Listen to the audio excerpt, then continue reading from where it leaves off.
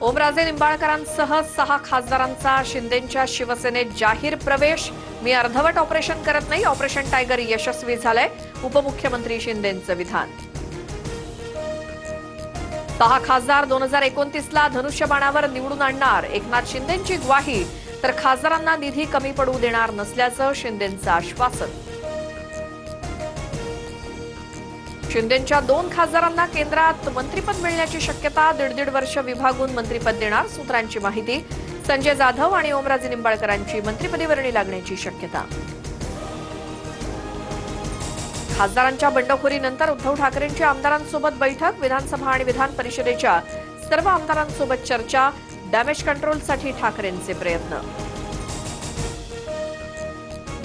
उद्धव ठाकरेंच्या बैठकीला 4 आमदार गैरहजर.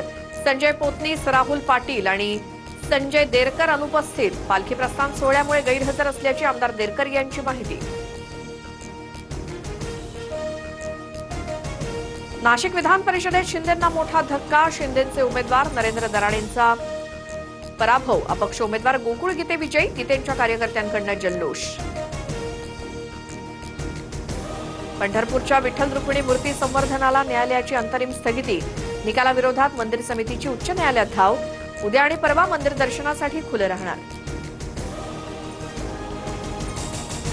पुण्यासह मराठवाड्यातील दक्षिण भागात मान्सून दाखल. राज्यात पुढील 48 तासात मेघगर्जनेसह पावसाची शक्यता. हवामान विभागाचा अंदाज.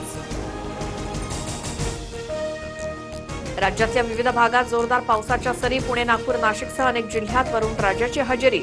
पावसाच्या हजेरीमुळे शेतकऱ्यांमध्ये आनंद. पेरणीची लगबग सुरू. उत्तर प्रदेशच्या लखनौ